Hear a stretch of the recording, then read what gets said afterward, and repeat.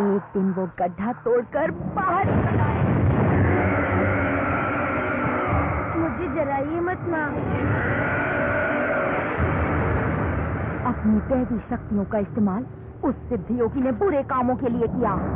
एक दिन उस योगी ने नाग की पवित्र अंगूठी चुराने की कोशिश की।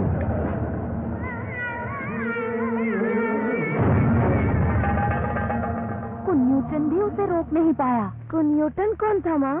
कुन्यूटन एक नन्हा सा सांप था।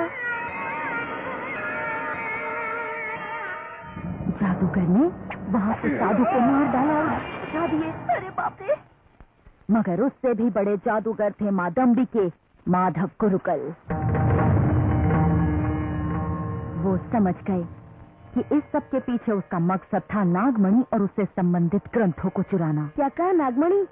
ऐसा भी कुछ होता है? बिल्कुल होता है। ऐसा मानते हैं कि उस मणि में पूरे ब्रह्मांड की आत्मा बसी है।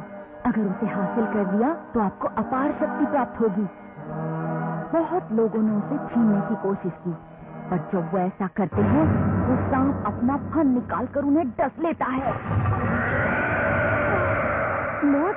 हाँ, उसे एक मायावी कक्ष में छुपा कर रखा है। मायावी कक्ष में?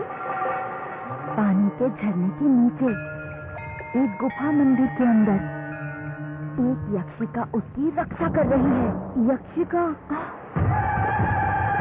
यक्षिका? वही जगह है जहाँ कुन्यूटन और नाग देवता उस नागमणि की रक्षा करते थे। वो नागमणि हमें दिखाई देता है?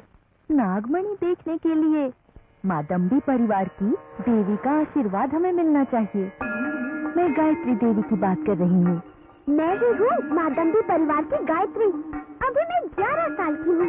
20 साल की हो जाने पर मैं देवी बन जाऊंगी। गायत्री देवी, ये तो मेरी माँ का नाम है। एक दिन वो सिद्ध योगी मादम्बी परिवार के घर घुस आया और गायत्री को छीन कर ले गया। मारवी मथाई ने उसे रोकने की बहुत कोशिश की। मारवी मथाई ने? मारवी तो एक नंबर के भुलक्कड़ थे। कभी कभी तो अपना नाम भूल जाते थे। तब की बात अब भूल जाते, अब की बात तब भूल जाते। वो हमेशा चीजें भूल जाते हैं। मगर मथाई गायत्री को नहीं भूले थे। वो सिद्ध योगी गायत्री को जबरदस्ती ले जा रहा था। उसने गायत्री से वो नागमणि छीनने की कोशिश की। तभी माधव कुरुकल वहाँ आ पहुंचे। उन्होंने जहरीले भाले से जक्षुगर पर वार किया। इस तरह गायत्री देवी की जान बच गई। मारवी मथाई और माधव कुरुकुल हमेशा खुश रहने लगे। मगर अपनी मृत्यु से पहले उस जादूगर ने अपने बेटे को उपदेश दिया कि उसे दूसरे के शरीर में प्रवेश करने की शक्ति पानी होगी और मादम्बी परिवार का विनाश करना होगा। उसने अपने बेटे को वो नाग की अंगूठी दी जो उसने उस मायावी कक्ष से चुराई थी। उसे बताया गया कि उसे पैर के अंगूठे में पहनने से वो जादूगरी में महासिद्धि प्राप्त कर सकता है। उस लड़के का नाम क्या था? दिगंबर।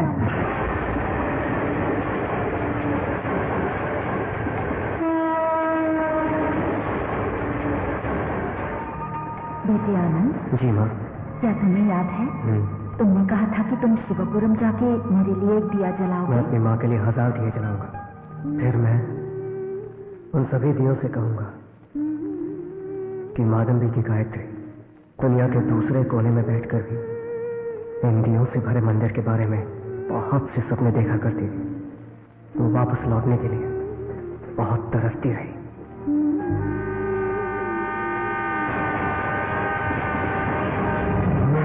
सॉरी मैं इसे लेना भूल गया।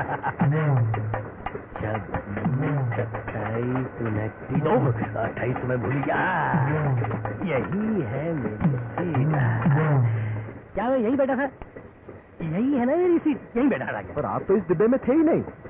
मैं किसी फिल्म के साथ सफर कर रहा था। ठीक कहा ना सर? आप वैसे सर है या मैडम? मैडम। ओ मैडम है। मैडम। मैं तो बिल्कुल भूल ही गया था क्योंकि सभी मुझे मारवी मथाई के नाम से जानते हैं। मारवी मथाई? मारवी मथाई?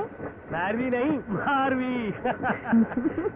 मेरे पिताजी और उनके पिताजी को भी भूलने की बीमारी थी और इसलिए मेरा भी नाम मारवी मथाई पड़ गया।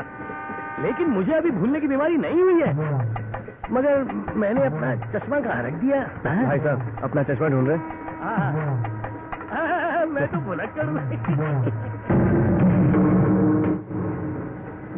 ये क्या चीज है? ये मेरी माँ की अस्थियाँ हैं। लोग इसे चिता भस्म भी कहते हैं। दरअसल यहाँ का रिवाज है कि उनके रहने की जगह में उनकी अस्थियों को विसर्जित किया जाए। ओह, ये बहुत कमाल का रिवाज है। हमारे यहाँ ऐसा कुछ नहीं। कहाँ जा रहे हो भाई? मैं ये शिवापुरम जा रहा हूँ। शिवापुरम जा रहे हो? शिवापुरम? हाँ, वहाँ जाकर शिवकालन के मंदिर में दिए जलाने हैं और माँ की अस्थियों को भी वहीं अर्पित करना है। ये माँ की इच्छा थी। उसके बाद मैं अमेरिका लौट जाऊंगा। ओह, तुम अमेरिका से हो? हाँ, सैन फ्रांसिस्को में। कहाँ से? सनी वे से। मैं सिलिकॉन वैली में नौकरी करता हूँ। ओह, सैन फ्रांसिस्को का रास्ता शिवापुरम से होकर जाता है, समझ गई आप? भूत और आत्माएं